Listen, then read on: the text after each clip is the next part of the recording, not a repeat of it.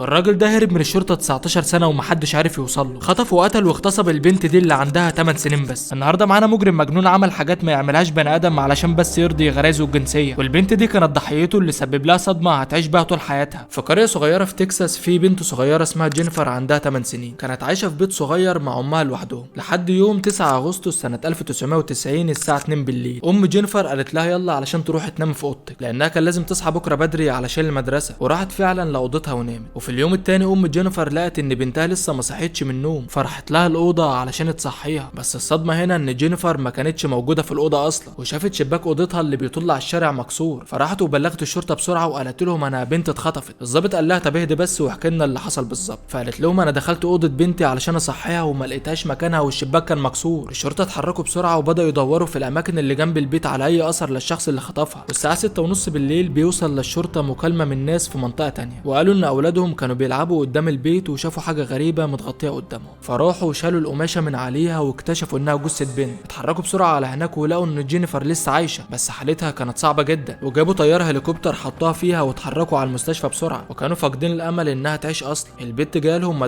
بسكينه وبتطلع في الروح، ده غير ان تم الاعتداء عليها جنسيا، وهدومها كانت مرميه في المكان اللي لقوها فيه، ده غير انهم لقوا هدوم واحد جنبها وغالبا دي بتاعه الشخص اللي خطفها. وحاله البنت كانت صعبه جدا لدرجه ان الدكاتره منعوا والدتها انها تدخل تشوفها، والشرايين اللي في رقبتها كلها اتقطعت. ووالده جينيفر كانت مصدومه وبتتمنى ان بنتها تعيش، والدكاتره عملوا لها العمليه واخيرا فتحت عينيها، بس وقتها كانت مرعوبه لانها خلاص ما بقتش بتثق في حد. ويجا فريق كامل من الشرطه يامن المستشفى كلها، والغريب انها برضه ما كانتش بتثق في ضابط الشرطه، وده طبعا ليه سبب هتعرفه كمان شويه. مرت الايام وجينيفر قدرت انها تقف على رجلها مره تانية، والشرطه حاولوا يسالوها ويعرفوا منها اي معلومات عن الشخص اللي خطفها، بس المشكله ان احبالها الصوتيه كلها اتقطعت وما بقتش قادره انها تتكلم. فجابوا لها ورقه وقلم وبداوا يسالوها وهي بتكتب لهم على الورقه. سالوها مين الشخص اللي خطفك، كتبت لهم على الورقه وقالت هو قال لي انه ظابط، وده سبب انها كانت خايفه من الشرطه، وبدات تكتب معلومات اكتر. والشرطه كانوا منبهرين انها تعرف المعلومات دي كلها وتعتبر ذكيه بالنسبه لسنها لان كان عندها 8 سنين بس. سالوها احكي لنا بالظبط ايه اللي حصل بعد ما رحت لاوضتك علشان تنامي. قالت لهم انا رحت نمت على السرير بس فجاه صحيت من النوم ولقيت ان في واحد شايلني وبيجري بيا بسرعه، حاولت اصرخ بس ما قدرتش لانه كتم نفسي، وهمس لها في ودانها وقال لها ما تقلقيش انا ظابط شرطه ولازم تكوني هاديه شويه. وركبها العربيه واتحركوا. البنت لسه صغيره بس عارفه ان الشرطه مستحيل تعمل كده، والراجل ده مستحيل يطلع ظابط، ده غير ان والدتها كانت قالت لها ما تثقيش في اي حد غريب، بس مع ذلك حاولت تطمن نفسها وتصدقه. والراجل علشان يهدها اكتر راح بيها عند المدرسه بتاعتها وقال لها نستنى هنا شويه لحد ما الشمس تطلع ووالدتك تيجي تاخدك. فضلوا قاعدين شويه والراجل بدا يشرب خمره وسجاير، ده كمان اداها حلوى علشان تطمن. وهنا بدات تخاف اكتر لانها عرفت وقتها انها مخطوفه لانهم درسوا الحاجات دي في المدرسه عندهم. وفجاه الراجل قال لها والدتك كده شكلها مش جاي، وشغل العربيه وطلعوا بره المدينه خالص لحد ما وصلوا لمنطقه فيها ارض واسعه. وجينيفر بدات تساله علشان تتاكد اذا كان ضابط شرطه ولا لا، وسالته هو فين مسدسك وشرط الشرطه بتاعتك، فقال لها مسدسي في الكرسي اللي ورا في العربيه. وقتها جينيفر وقفت علشان تبص على الكرسي اللي ورا وتشوف مسدسه، وبمجرد ما وقفت ضربها على دماغها واغمى عليها. ولما صحت لقت نفسها مش لابسه حاجه والراجل بيسحبها من رجلها في ارض زراعيه. كانت حاسه بالم شديد في رقبتها ومش عارفه ايه السبب، فعملت نفسها ميته علشان ما يحصلهاش حاجه. والراجل رماها في مكانه وسابها ومشي. حاولت تتحرك بعدها بس ما كانتش قادره تحرك حتى صباعها لحد وقت شروق الشمس سمعت صوت كلاب بتنبح واطفال بيلعبوا. اطمنت شويه وحاولت تناديهم بس صوتها اصلا ما كانش بيطلع، فحركت ايديها وحطتها على رقبتها علشان تعرف هي بتوجعها كده ليه. وبصت لايديها وشافت ان كلها دم والنمل حواليها في كل مكان ومش قادره حتى انها تتكلم او تتحرك من مكانها، لحد ما الاطفال وهم بيلعبوا شافوها وراحوا قالوا لاهاليهم، فبلغوا الشرطه بسرعه. ودي كانت مكالمه الساعه 6:30. وجينيفر كتبت على الورقه وقالت للشرطه على مواصفات القاتل كلها، وكانت فاكره انها سالته عن اسمه وقال لها انا اسمي دينيس. والشرطه جابوا واحد يرسم المواصفات اللي هي قالتها بالظبط، وفي النهايه وصلوا للصوره دي. بس للاسف الشرطه ما قدرتش توصل للراجل ده، ونشروا صورته على التلفزيون علشان اي حد يشوفه يبلغ عنه. والشرطه برضو لحد دلوقتي ما وصلتش لحاجه. وجينيفر نفسها تتكلم لان في معلومات كتير كانت عاوزه تقولها للشرطه، لحد ما في يوم كانت بتحاول تتكلم وطلع صوت صغير منها. الدكاتره كانوا مصدومين هي ازاي اتكلمت مع ان احبالها الصوتيه كلها اتقطعت، وعملوا عليها اشعه وعرفوا ان احبالها الصوتيه بدات تتوصل ببعضها من تاني. وخلاص جينيفر دلوقتي بقت قادره انها تتكلم، وقالت للشرطه على كل حاجه بالتفصيل. وبعدها بفتره خرجت من المستشفى المستشفى ورجعت لبيتها تاني، بس ما كانتش عاوزه تعيش فيه لانها كانت خايفه انها تتخطف تاني. وسابوا قريه ديكنسون ودوروا على مكان تاني يسكنوا فيه. الغريب ان كل السكان اللي في القريه هم كمان كلهم مشيوا، كانوا خايفين ان يحصل لاولادهم زي ما حصل لجينيفر. والشرطه برضو ما وقفتش ولسه بتدور على اللي عمل كده، ولمده 18 سنه كامله بيحققوا في القضيه ومفيش اي اخبار جديده. اللي حاول يقتلها ملوش اي اثر، كانه فص ملح وداب. وجينيفر كبرت وخلصت تعليمها واتخرجت، بس كل يوم كانت بتفكر في الشخص اللي خطفها ونفسها يتقبض عليه في اسرع وقت. لحد ما في يوم جالها مكالمه من المحقق تيم كرومي وقال لها انا اللي همسك القضيه وعاوز اقابلك. وفعلا راحت تقابله وقال لها انا هعمل كل اللي اقدر عليه علشان امسك القاتل ده ومش هسيبه غير وهو في السجن. وقتها كانت خلاص فقدت الامل انهم يمسكوا الشخص اللي خطفها، بس بعد كلام المحقق تيم كرومي الامل رجع لها من تاني. والمحقق تيم اتصل على طول بمكتب التحقيقات الفدرالي وقال لهم يحللوا هدوم المجرم اللي لقوها في المكان اللي جينيفر كانت مرميه فيه. وطبعا الهدوم دي مركونه عندهم من 18 سنه، بس اللي حصل خلال الفتره دي كلها ما كانش سهل، لان تحليل الحمض النووي اتقدم جدا عن الاول بكتير وحللوا هدومه وقتها. والموضوع خد منهم سنه كامله لحد ما في يوم 22 سبتمبر سنه 2009 الساعه 2:30 بالليل المحقق تيم بيوصلوا مكالمه من معمل الحمض النووي وقالوا له احنا خلاص عرفنا المجرم واسمه دينيس ايرل برادفورد، وده نفس الاسم اللي جينيفر قالته من 19 سنه. ودلوقتي الراجل عنده 39 سنه وعايش في ولايه اركنساس، وكان مسجون ولسه طالع من السجن، ودي مش اول مره يتحبس فيها. والغريب انه خطف بنت برضه بعد 6 شهور من خطفه لجينيفر، وطلع بعدها واتقبض عليه تاني لانه حاول يعتدي على ست في البار. مفيش 7 سنين شاف ست تانية وحاول يعتدي عليها وقتلها بنفس الطريقه اللي حاول يقتل بها جينيفر. بصماته وحمضه النووي كان موجود في قاعده البيانات الوطنيه لانه مجرم ومسجل وعمل اكتر من جريمه. ولو كمان رخصه عربيته اللي اتعملت سنه 1990 كان فيها شبه كبير بينها وبين الرسمه اللي جينيفر وصفته فيها. واخيرا تم القبض على دينيس، وكلموا جينيفر وقالوا لها احنا خلاص قبضنا عليه. ما كانتش مصدقه ان بعد ده كله خلاص حقها رجع، والشخص اللي خطفها وحاول يقتلها خلاص هيتعاقب. والشرطه قالوا له احكي لنا بقى انت خطفت جينيفر ازاي؟ فقال لهم انا دخلت من شباك اوضتها وخدتها ورحت بيها على العربيه بتاعتي. كانت خايفه ومرعوبه مني بس انا هديتها وقلت لها ما تخافيش كل حاجه هتكون كويسه. وعلشان اطمنها اكتر قلت لها اني ضابط شرطه، ودخلت بالعربيه من طريق جانبي صغير. كانت بتصرخ وبتقول لي انت مودينا على فين؟ ما كانش فارق معايا انها مرعوبه وبتصرخ، كنت زي الحيوان المفترس اللي عاوز ينقض على فريسته. ما كنتش عارف انا بعمل كده ليه. حاولت كتير ان اجبر نفسي اوقف اللي بعمله ده بس ما قدرتش. وبعد اعلان القبض على دينيس قضيه جينيفر اتحولت لقضيه راي عام، وطلعت تشكر الشرطه انهم قبضوا على اكتر شخص بتكرهه في حياتها. والظباط خدوا دينيس للمحكمه علشان يعترف هناك. وهنا بنشوف جينيفر بعد ما كبرت وبتقول انها كانت بتصحى كتير مخضوضه من النوم، وكل يوم كانت بتفكر في الشخص اللي خطفها ونفسها الكابوس ده ينتهي. بس للاسف دينيس ما تمش محاكمته لانه شنق نفسه في الزنزانه بتاعته وخلاص تم دفنه. وفي اليوم اللي المفروض دينيس كان يتحكم فيه جينيفر راحت له عند القبر بتاعه وقالت له انت اخترت البنت الغلط، كنت عارفه ان في يوم هيتم القبض عليك وهتتعاقب، حاولت تقتلني بس انت دلوقتي اللي ميت وانا اللي عايشه. وبعدها جينيفر اتجوزت خطيبها، بس المشكله انها ما كانتش تقدر تخلف بسبب الاعتداء الجنسي اللي حصل لها وهي صغيره لما كان عندها 9 سنين، لحد ما في دكتور مشهور عرف قصتها واللي حصل لها زمان وقرر يقف جنبها ويساعدها تخلف. واخيرا خلفت اول بنت ليها وما كانتش مصدقه نفسها. بعدها بسنتين خلفت ولد كمان وعاشت مع اسرتها حياه سعيده. ولحد هنا بينتهي الفيديو، وما تنساش تعمل لايك وتشترك في القناه وتشير الفيديو، واستنونا في الفيديوهات الجايه. سلام.